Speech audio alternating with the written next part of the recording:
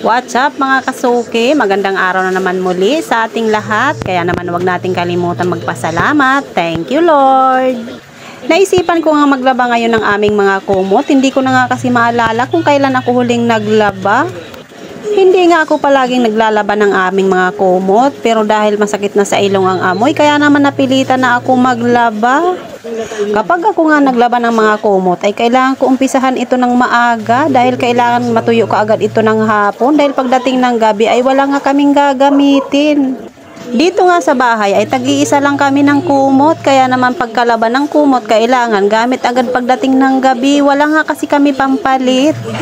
Sa hirap nga kasi ng buhay ay kailangan nating magtipid. Mas unahin pa natin ang bumili ng pagkain kaysa pambili ng kumot. Mas maigi na nga mamaluktot kaysa sumakit ang tiyan. Oh, sinong relate? Ganyan nga kasi ang style ko dito sa bahay. Hindi nga ako bibili ng kumot hanggat hindi pa nabubulok yung ginagamit naming kumot. Cherries.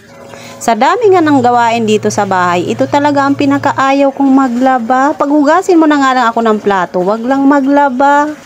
Wala naman kasing ibang gagawa nito, kaya nga sa ayaw at sa gusto ko ay no choice nga ako kundi gawin na lang ito. Ang hirap talaga ng buhay ng nanay. Mabuti na nga lang at natapos ko na ang paglalaba ko, kaya naman uumpisahan ko na nga ang pagsasampay naman. Kung napapansin nyo nga ay madilim nga dito sa aking sampayan. Inabot na nga kasi ako ng gabi at hindi pa ako nakapagsampay.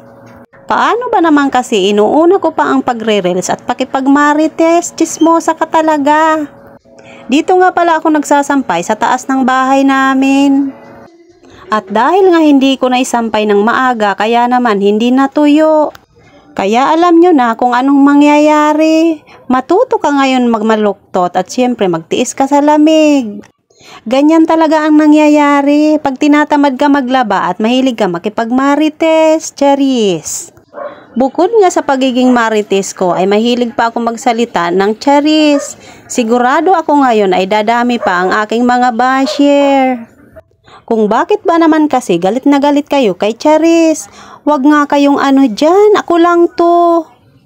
Ang dami mo na naman sinasabi, tigilan mo na yan, bilisan mo na at gumagabi na, napakabagal mo talaga.